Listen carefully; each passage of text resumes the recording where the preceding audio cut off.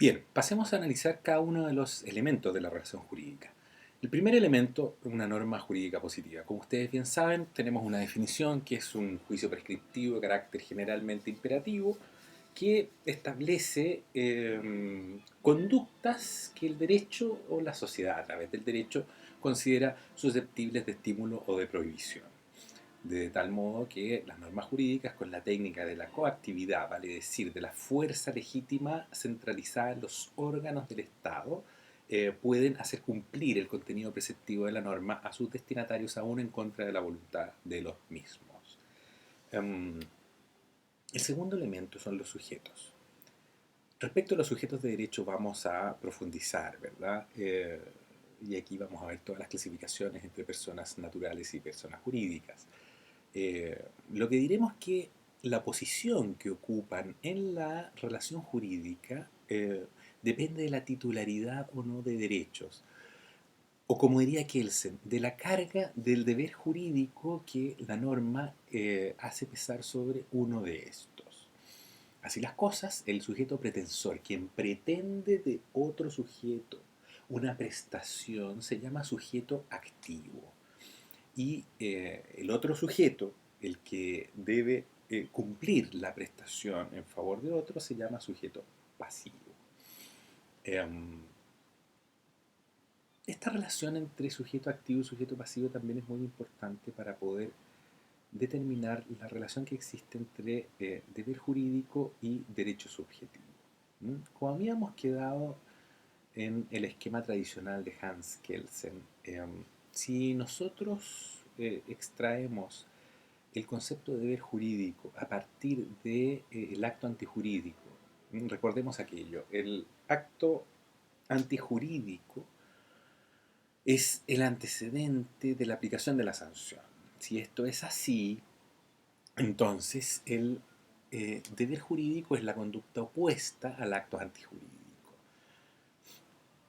Kelsen no le da mucha importancia relativa a los deberes, perdón, a los derechos subjetivos, que serían la correlatividad del concepto de deber jurídico.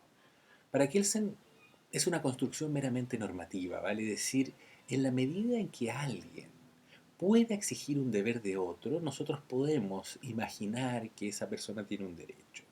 Pero ese derecho es solo un reflejo de el deber jurídico que se ha establecido como conducta opuesta a un acto antijurídico que se establece con la técnica coactiva en un juicio prescriptivo, en una norma jurídica. Asimismo, Kelsen el mismo concepto de sujeto de derecho lo reduce a un elemento meramente normativo. El sujeto refleja un haz de obligaciones y derechos subjetivos establecidos normativamente.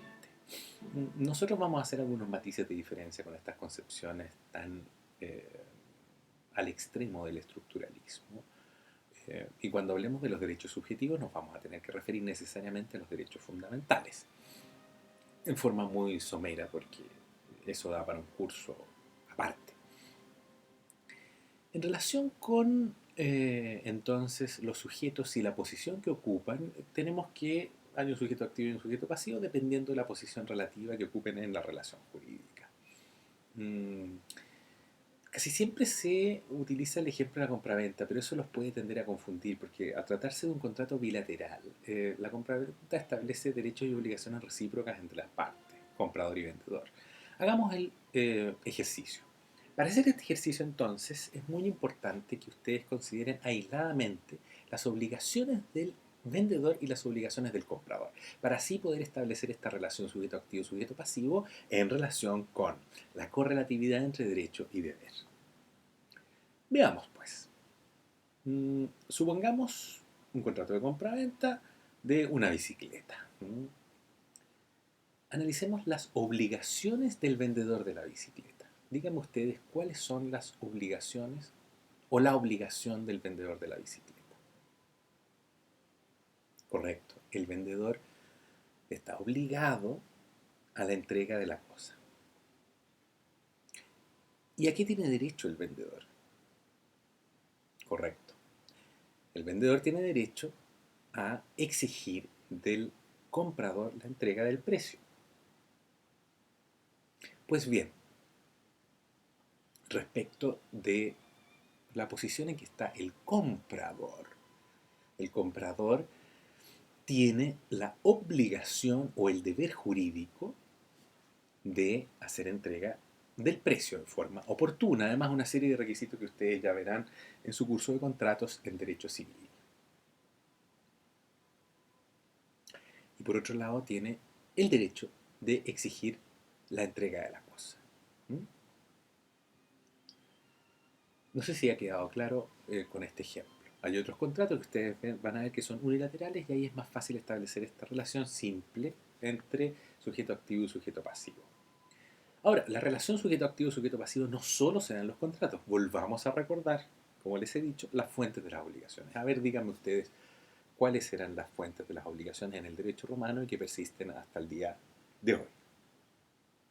Muy bien. Contrato, cuasi contrato, delito, cuasi delito. Y genéricamente se agrega hoy día la ley.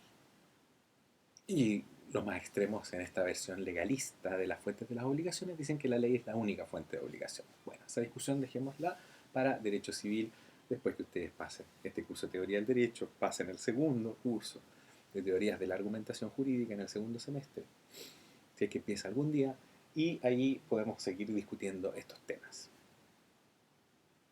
El otro elemento de la relación jurídica es el hecho jurídico, que también se denomina hecho condicionante. El hecho tiene que desencadenar la relación jurídica. Y este hecho puede ser un hecho de la naturaleza o un hecho del hombre, se dice generalmente. Un hecho humano, un hecho volitivo, un hecho producto de la voluntad humana. Entonces, el hecho jurídico se puede clasificar en hechos jurídicos propiamente tales y actos jurídicos, manifestaciones de voluntad realizadas con la intención de producir efectos jurídicos. La diferencia entre hecho y acto jurídico podría graficarse en la diferencia entre la fuente de la obligación. Por ejemplo, si la obligación se origina en un contrato, ahí tenemos que el origen de la obligación fue un acto jurídico específico que se denomina contrato. Pero ¿qué pasa si la obligación se originó por un delito? Del delito también va a surgir un sujeto activo y un sujeto pasivo que van a quedar relacionados no voluntariamente en una relación jurídica, porque el autor del delito va a pasar a ser sujeto activo de la obligación de reparación de los efectos civiles del delito penal. Y si es un delito meramente civil también va a tener la obligación de indemnizar, porque se produce una erosión a la indemnidad. Habíamos partido de esa base, ¿verdad? Pues bien, el contrato, el cuasicontrato, el delito, el cuasidelito producen una relación jurídica, son un hecho condicionante. Bien, luego del hecho condicionante, vamos a repasar aquí, que ustedes pueden seguir en la clase con sus presentaciones, con sus diapositivas.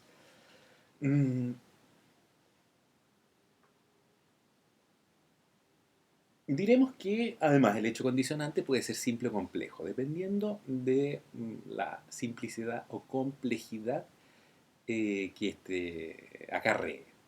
Por ejemplo, el nacimiento es un hecho jurídico. ¿Es un hecho jurídico simple o complejo? Es un hecho jurídico complejo, de acuerdo a la legislación chilena. ¿Por qué?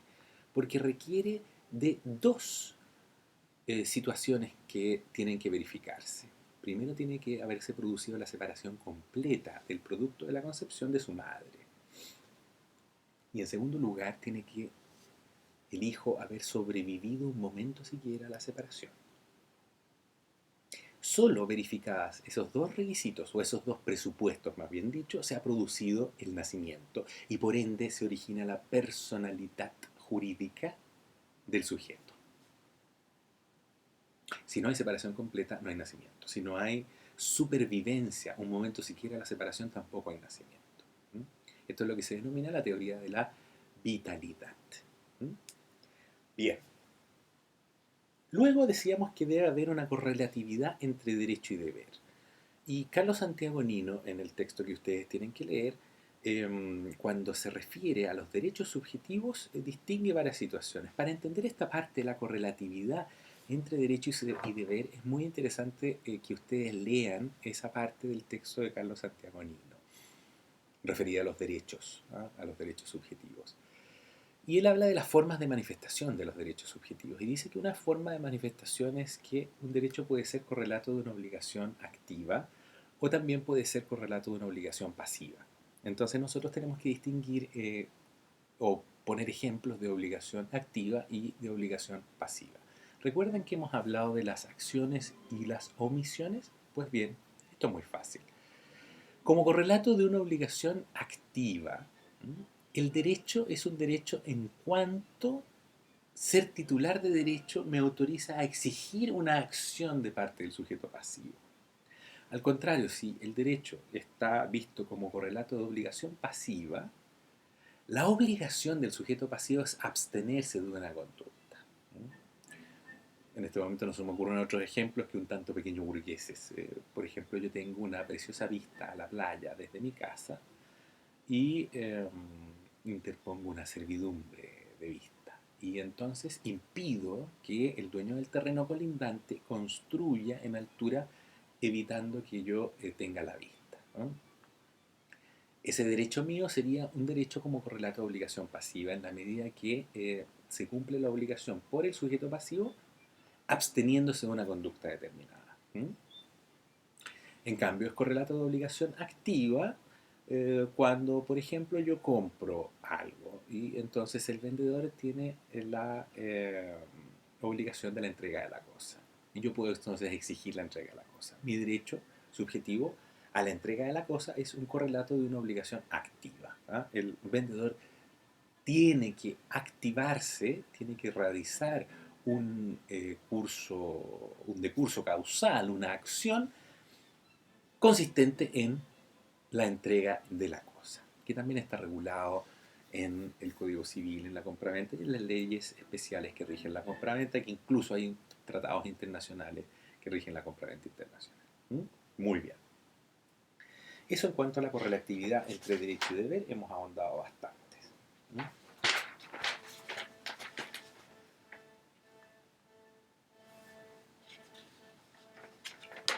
Vamos a avanzar.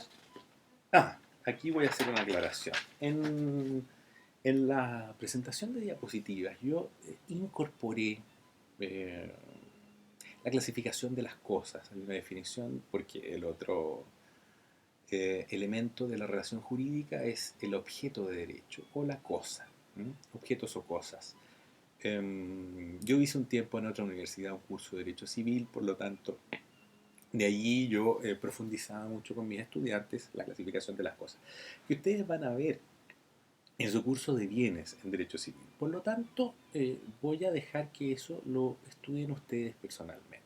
¿Ah? Las cosas se clasifican de acuerdo a diversos criterios de clasificación. Están mencionadas allí las reglas del Código Civil que las regulan. Las más importantes, sin duda, y solo me voy a centrar en esas dos, porque es interesante que ustedes se vean familiarizando con eso, es que las cosas u objetos del derecho, bueno, tienen múltiples clasificaciones, pero a mi juicio las más importantes son las que las clasifica en cosas corporales y cosas incorporales. Y allí el Código Civil se refiere específicamente a esto, distinguiendo en si las cosas pueden ser susceptibles de apreciación por los sentidos o no. Y dice Andrés Bello en el Código Civil como una casa, un libro. Entonces las cosas corporales serían aquellas que se podrían percibir por los sentidos, como una casa o un libro. Y las cosas incorporales, dice el Código, son los meros derechos. Los derechos entonces serían cosas incorporales, no tienen corporeidad. Mi amigo Francisco Samper, que es profesor de Derecho Romano y que ha estudiado con profundidad el digesto, dice que Andrés Bello incurrió en un error al traducir del latín al Código Civil. Y que en realidad el original romano, que no sé cómo está escrito en latín, en todo caso hay ediciones del digesto que están en internet y ustedes lo pueden revisar en latín y en castellano. El digesto lo que diría en realidad es que las cosas incorporales son aquellas cuya corporeidad se las proporciona el derecho. Esa sería la traducción correcta del latín al castellano según el profesor Francisco Samper. Las cosas corporales no serían meros derechos, sino que serían aquellas cosas cuya corporeidad la proporciona el derecho, lo cual es una precisión bastante interesante. ¿Por qué es importante esta distinción entre cosas corporales y cosas incorporales? Fundamentalmente por el estatuto constitucional de la propiedad. ¿Mm? Aquí vamos a hacer un paréntesis, yo les pido que no se distraigan por esto, porque estos temas los van a analizar ustedes en su curso de Derecho Constitucional que van a empezar el próximo semestre. Lo único que diremos es que el Estatuto de Protección de la Propiedad Privada en Chile eh, es bastante extenso y amplio. La Constitución establece mecanismos de protección de los derechos de propiedad. Y la Constitución hace algo muy interesante y que ha servido, no obstante, para un desarrollo bastante peculiar en el derecho público chileno, eh, que se aleja de la ortodoxia publicista y toma elementos del derecho civil. Paso a explicarme. Esta distinción entre cosas corporales e incorporales es muy importante porque la protección de las cosas incorporales, o mejor dicho, la protección de la propiedad sobre cosas corporales no tiene ningún problema. El problema es si empezamos a discutir si existe una especie de propiedad, como dice el Código Civil, sobre las cosas incorporales. Y las cosas incorporales, que de acuerdo a lo que dice el Código Civil son los meros derechos, un mero derecho, por ejemplo, sería mi derecho a la educación. Derecho que no está garantizado por la acción constitucional de protección, que es un mecanismo judicial expedito y rápido que puede interponer cualquier habitante de la República cuando ve que su derecho ha sido eh, amenazado, perturbado o derechamente privado de él.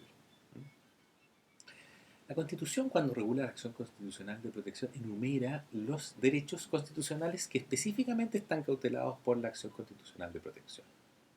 Bueno, en la creatividad infinita de los abogados, aplicando la Constitución, cada vez que pretendían que fuera susceptible de aplicación la acción constitucional de protección para lograr acciones de las Cortes de Apelaciones en resguardo de esos derechos, y teniendo el obstáculo que esos derechos no estaban cautelados expresamente por la acción constitucional de protección, utilizaron esta teoría civilista.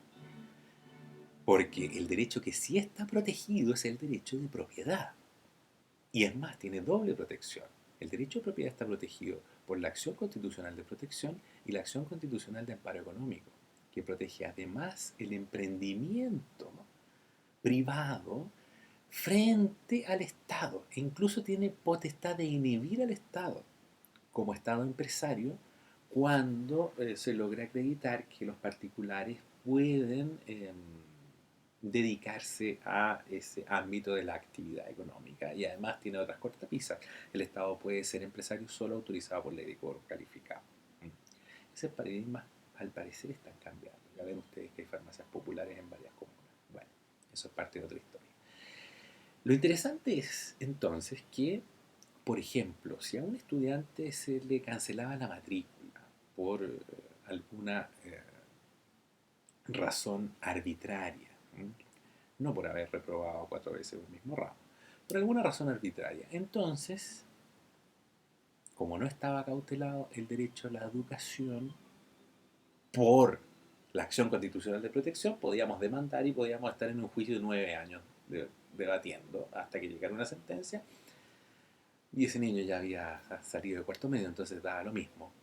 O podíamos impetrar la acción constitucional de protección diciendo que como hay una especie de propiedad sobre las cosas incorporales y el derecho a la educación es una cosa incorporal, la acción constitucional de protección ampara el derecho de propiedad sobre el derecho a la educación. Mire la imaginación de los abogados. Bueno, esta tesis, que se ha llamado la tesis de la civilización de los derechos políticos, civilización no porque sean salvajes, sino porque se ha transformado en derecho civil una materia propia del derecho público, derecho constitucional, tuvo bastante eco en los tribunales de justicia durante mucho tiempo y yo creo que todavía ha seguido teniéndolo en la jurisprudencia. La discusión entonces en un proceso constituyente como en el que estamos empezando a participar es si vamos a seguir restringiendo las acciones constitucionales a un tipo de derechos o los vamos a extender a todos los derechos que reconozcamos en la Constitución. Porque si no, ¿para qué reconocemos derechos constitucionales si no damos una garantía eficaz? ¿Bien? Pues bien, entonces, en resumen, ustedes estudian particularmente la clasificación de cosas corporales e incorporales. Otra clasificación interesante es la que distingue entre bienes muebles e inmuebles. La distinción entre muebles e inmuebles depende específicamente de un elemento físico, si esos bienes pueden desplazarse de un lugar a otro o no. Si el bien no puede desplazarse de un lugar a otro, se denomina inmueble. El bien inmueble por excelencia es la tierra. Lo que accede a la tierra también se transforma en inmueble. Por lo tanto, los edificios construidos, anclados permanentemente a la tierra, son inmuebles. Usted me puede decir, pero es obvio que los edificios que están permanentemente unidos a la tierra son inmuebles. No podría darse nunca la situación de una casa que fuera inmueble, salvo en mi tierra de origen, en Chiloé, donde existe una institución que se llama la Minca, donde usted saca la casa, la tira al mar, la lleva a otra isla o a otro lugar y vuelve a poner la misma casa armada. Yo nunca he entendido mucho esto, ¿por qué no construyen la casa en otro lugar? En fin. Pues bien, puestos en ese ejemplo, la casa, cuando es trasplantada de una tierra a otra, ¿sigue siendo inmueble? No. Si usted puede desplazar una casa completamente construida, esa casa es un bien mueble. Bien. ¿Qué importancia puede tener esto? Tiene una importancia radical en el derecho civil chileno. ¿Por qué? Porque la forma de transferencia del dominio de los bienes muebles difiere ostensiblemente de la forma de transferir el dominio de los bienes inmuebles. Así las cosas, la transferencia de dominio de los bienes muebles se produce generalmente por la entrega. Esta entrega puede ser real o simbólica. Lamentablemente no estamos en la clase para poder graficar, pero si ahí estuviera el tradente y aquí el adquirente, el tradente lo que tendría que hacer es, si quiere transferir el dominio de estos lentes, se produce un título traslaticio de dominio, supongamos una compraventa de los lentes, se perfecciona la compraventa y luego entrega al adquirente y el adquirente recibe los lentes y en ese minuto se hace dueño con la entrega real o simbólica de la cosa. En cambio, si lo que yo quiero transferir es un bien inmueble, un departamento, por ejemplo, una casa, un terreno, una plantación de árboles, etc., la forma de transferir el dominio en Chile, dada la genialidad de don Andrés Bello, es la inscripción del título traslaticio de dominio, que en este caso tiene que ser una escritura pública, en el registro de propiedad del conservador de bienes raíces. Por lo tanto, la distinción entre bienes muebles e inmuebles es tremendamente relevante, porque la forma de transferir el dominio cambia radicalmente. Yo les prometo que cuando estemos en el aula de clases y ustedes me pregunten sobre estos temas, voy a profundizar para que les quede claro. En todo caso, no se angustien porque esto también lo van a ver en su curso de Derecho Civil. Entonces, llegamos al acuerdo básico, queridos alumnos, y el profesor, que no vamos a ahondar en el resto de las clasificaciones de las cosas. Ustedes estudienselas porque les van a servir.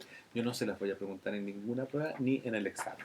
Lo que sí les voy a preguntar es la clasificación entre cosas corporales e incorporales a propósito de lo que les acabo de explicar, ¿ah? La civilización de los derechos constitucionales y la distinción entre muebles e inmuebles a propósito de la diferencia de las transferencias del dominio.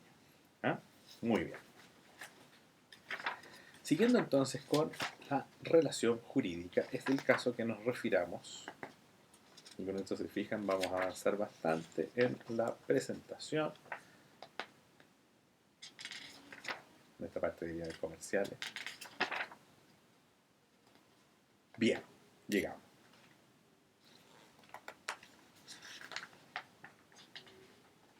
Yo les decía antes que mención aparte merecen los sujetos de derecho para estudiarlos en una extensión mucho mayor que como meras partes de la relación jurídica, sujeto activo, sujeto pasivo.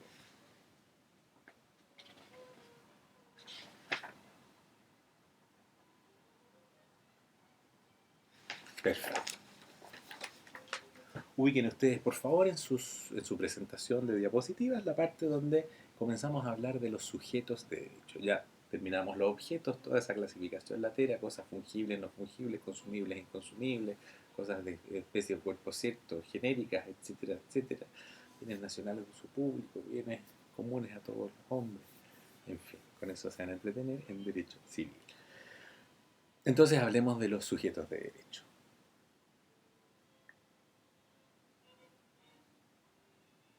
En primer término, nos vamos a referir a una expresión etimológica. Me quedé pensando un rato a ver si podíamos graficar de mejor manera. Vamos a ver si lo encuentro rápido. Aquí tenemos el Diccionario de Filosofía de José Ferrater Mora. Pues si ustedes lo encuentran, cómprenselo porque esta es una reliquia. Está en mi familia hace tiempo. José Ferrater Mora define la persona en este diccionario, y eso es lo que vamos a buscar, y justamente de aquí saqué estas diapositivas que ustedes tienen y que nos grafican bastante bien la idea que quiero expresar. El gran principio que vamos a debatir, o más bien constatación, para graficar perfectamente la diferencia entre las relaciones del mundo social y aquellas relaciones sociales que son relevantes para el derecho, que requieren tutela jurídica, es que también en el aspecto individual esto cambia. Diremos en primer lugar que no toda persona es un ser humano, por ejemplo, ni todo ser humano es persona. De modo tal que la expresión persona es una expresión propiamente jurídica.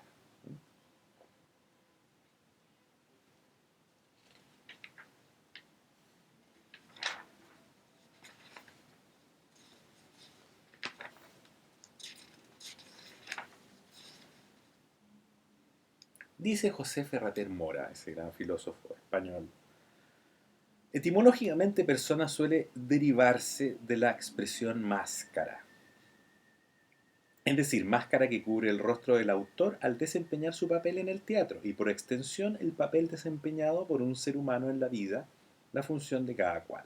La derivación del vocablo persona del verbo personare, o sea, sonar a través de algo, de un orificio o concavidad abierta a hacer resonar su voz, alude aproximadamente a lo mismo. El actor dramático hacía resonar su voz a través de la máscara.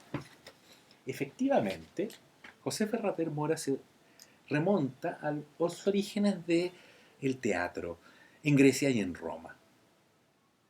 Los actores en esa época carecían de un atributo básico que tienen los actores en la actualidad, que es el histrionismo. El histrionismo es el atributo que le permite a un actor representar diversas emociones a través de su rostro, a través de la mirada, a través del llanto. Un buen actor es capaz de expresar distintas emociones a través de su voz, a través de su rostro, a través de la expresión corporal. Y si ustedes le preguntan a sus compañeros que estudian en la Facultad de Artes, en la carrera de teatro, es tremendamente exigente hoy en día desde el punto de vista físico, además. Yo antes hubiera podido ser actor, hoy día no. Se requiere muchas habilidades acrobáticas. En los orígenes del teatro, en Roma y en Grecia, no era necesario esto, porque utilizaban máscaras. Y las máscaras expresaban la emoción, tristeza o alegría. Si ustedes se fijan, la clásica simbología de las artes dramáticas, hay una carita triste y una carita feliz, en representación de la comedia y del drama, o de la comedia y la tragedia. Eh, este papel representado por el actor a través de la máscara, que los romanos eh, refirieron fundamentalmente a la importancia de la resonancia, el sonar a través de algo, ese personare, refleja más o menos lo mismo que quiero graficar en lo que ocurre en el mundo jurídico. No es toda nuestra humanidad ni nuestra valía moral la que participa en el mundo del derecho. Es solo una parte muy pequeña de esta. Es solo una máscara que es necesario para poder establecer estas relaciones jurídicas o estas relaciones que tienen relevancia para el derecho, que necesitan o requieren tutela jurídica, tutela coactiva, para garantizar que nos comportemos coherentemente con las promesas que hacemos. Habíamos dicho antes que no todo ser humano es persona, en consecuencia ni toda persona es un ser humano. Veamos la primera expresión, no todo ser humano es persona. Convengamos en que luego de la concepción, o bueno, para estar de acuerdo en determinadas teorías, por lo menos 3 meses después del embarazo, allí hay vida, y hay vida humana, ¿no? Independientemente de lo que podamos debatir acerca del merecimiento o los estatutos de protección de esa vida humana. Nuestro derecho constitucional y legal actual le otorgan protección a la vida del que está por nacer. No obstante lo cual, el derecho no le reconoce el estatus de persona. La persona comienza al nacer. Antes del nacimiento no hay persona. Entonces, ¿entienden a qué nos referíamos? No todo ser humano es persona. El producto de la concepción es un ser humano. Yo creo que podemos estar de acuerdo en eso. Eh, pero no es una persona, porque la persona comienza con el nacimiento. Por lo tanto, no es toda la valía moral de la humanidad lo que está tutelado por el derecho. De partida no es toda su existencia. El derecho considera importante para un montón de efectos la existencia a partir del nacimiento, no la existencia biológica. No obstante, establecer normas que establecen protección al que está por nacer.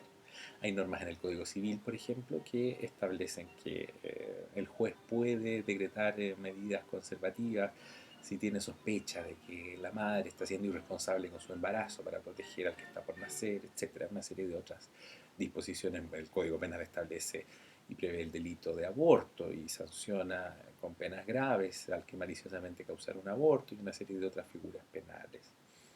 La Constitución señala que la ley protegerá al que está por nacer eh, y, en fin, una serie de disposiciones que no otorgan protección por el hecho de ser persona, sino que le otorgan protección por el hecho de ser humano.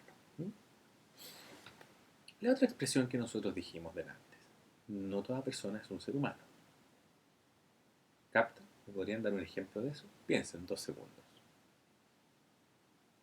Bien. La Municipalidad de Santiago no es un ser humano. La Universidad de Chile no es un ser humano. El fisco de Chile no es un ser humano. No obstante lo cual, son personas. Movistar no es un ser humano. Qué duda cabe. Entel Chile tampoco es un ser humano. No obstante lo cual, son personas. Y la distinción clásica que se da es entre personas naturales y personas jurídicas. Mi maestro, el profesor Máximo Pacheco, que está ahí atrás mío, no, ahí atrás mío, distingue en su libro Teoría del Derecho entre personas jurídicas individuales y personas jurídicas colectivas. Con esto él quiere graficar que la diferencia es propiamente jurídica, ¿no? O que la expresión persona es propiamente jurídica. Entonces, cuando en su texto Teoría del Derecho él se refiere a las personas jurídicas individuales, se está refiriendo a lo que comúnmente denominamos personas naturales. Y cuando se refiere a las personas jurídicas colectivas, se refiere a lo que comúnmente llamamos personas jurídicas, simplemente. Yo no estoy tan de acuerdo con esa clasificación porque deja fuera algunos elementos, bueno, que se introdujeron en el derecho chileno después de que ese libro estaba escrito, incluso después de que se actualizó. o que se hizo la última actualización. Por ejemplo, existen en Chile personas individuales de responsabilidad limitada. Son entonces una entidad jurídica, no son una entidad natural, pero no son un colectivo de personas. Entonces no podríamos hablar en ese caso de personas jurídicas colectivas. Eso sería una persona jurídica individual, pero que es distinta a la persona natural. Entonces yo prefiero que sigamos con la distinción original, tradicional, que es la que hace el Código Civil, entre persona natural y persona jurídica. Bien. La persona natural está definida en el artículo 55 del Código Civil y la define en términos más bien políticos que jurídicos. ¿Por qué? Porque el Código Civil señala que es persona natural todo individuo de la especie humana, cualquiera sea su sexo, edad, estirpe o condición. ¿Qué es lo que quiere decir el Código Civil? ¿Qué necesidad tiene un Código Civil de establecer esta definición?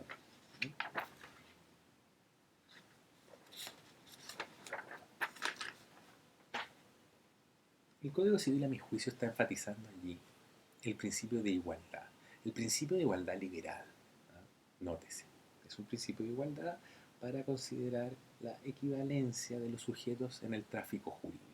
Ese es el interés de ello, fundamentalmente. No tiene un interés de emancipación social, es un interés puramente de inspiración liberal.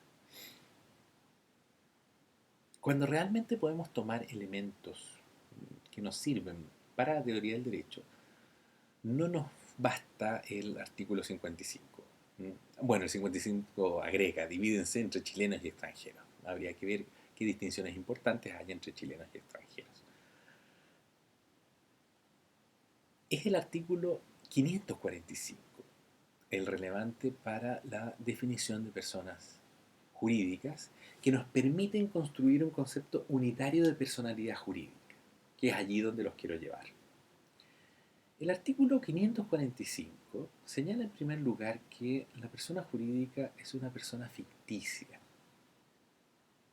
Y cuando ustedes estudian esto el próximo semestre en Derecho Civil van a ver que hay diversas teorías y una de las teorías es la teoría de la ficción. Acuérdense de mí cuando sus profesores les expliquen que con la entrada en vigencia de la ley 20.500 se echó por tierra la teoría de la ficción. Los sujetos jurídicos, las personas jurídicas, no son personas ficticias después de la ley 20.500. El derecho solo reconoce la existencia previa de una entidad moral. Muy bien, eso discútanlo con sus profesores de Derecho Civil el próximo semestre. Volvamos al punto. El Código Civil dice en su artículo 545 que la persona jurídica es un ente ficticio que puede ser titular de derechos y contraer obligaciones jurídicas y de ser representada judicial y extrajudicialmente. Aquí es donde quiero detenerme para que extraigamos los elementos para poder hacer un concepto unitario de personalidad jurídica que sea común tanto a personas naturales como a jurídicas. Y estos son los elementos. El ser titular de derechos, el poder contraer obligaciones y la representación. La representación es tremendamente relevante porque a través de la representación todas las comúnmente llamadas personas jurídicas pueden actuar en el mundo jurídico. Y como ya hemos visto en clases anteriores, a través de la representación también incluso aquellas personas naturales que no tienen capacidad de ejercicio pueden participar indirectamente en el mundo jurídico. Entonces tenemos que analizar el artículo 1448 del Código Civil para poder determinar qué es la representación. Y aquí nos vamos a quedar. En virtud de la representación, lo que una persona ejecuta a nombre de otra, estando facultada por ella misma, por la persona, o por la ley para representarla, de modo tal que ustedes tienen dos fuentes, la representación convencional, el contrato de mandato, y la representación legal, que ya la analizamos,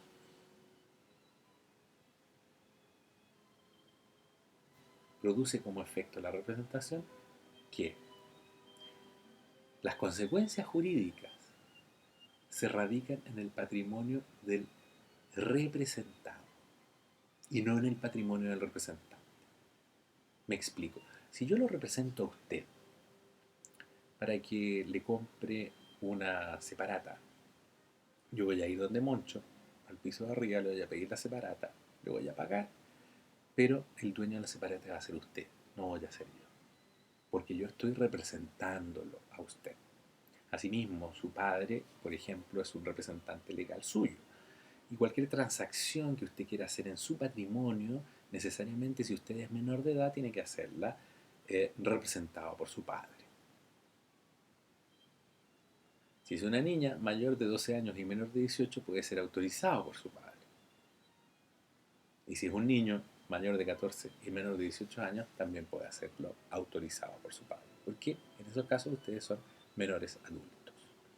A los 18 años ya tienen la capacidad de ejercicio, por lo tanto no necesitan la representación. Pero nosotros somos abogados, nosotros vivimos de la representación. Lo que hacemos es representar derechos ajenos en juicio o en otro tipo de gestiones. Si usted llega a ser jefe del Estado, por ejemplo, presidente de la República o presidenta de la República, va a ejercer la representación internacional del Estado.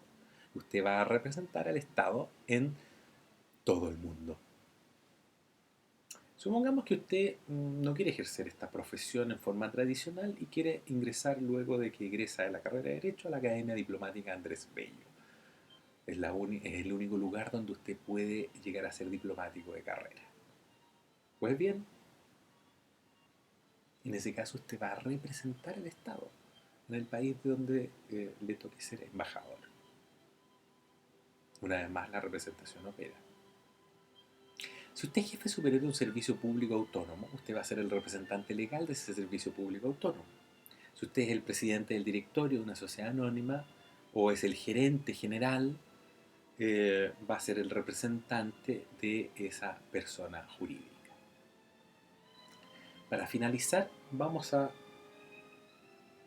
anunciar las clasificaciones de las personas jurídicas.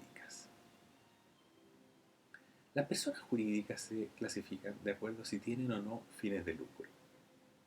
Las personas sin fines de lucro se pueden denominar corporaciones o asociaciones, que son sinónimos, o bien fundaciones.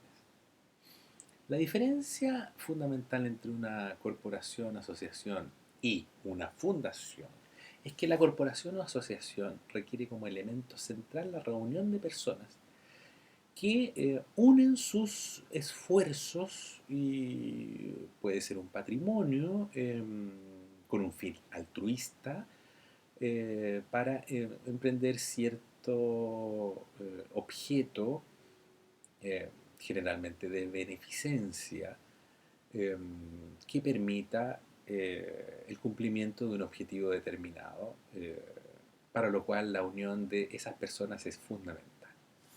En la fundación el elemento de reunión de personas no es central. Es más, puede haber fundaciones en que no haya un grupo de personas.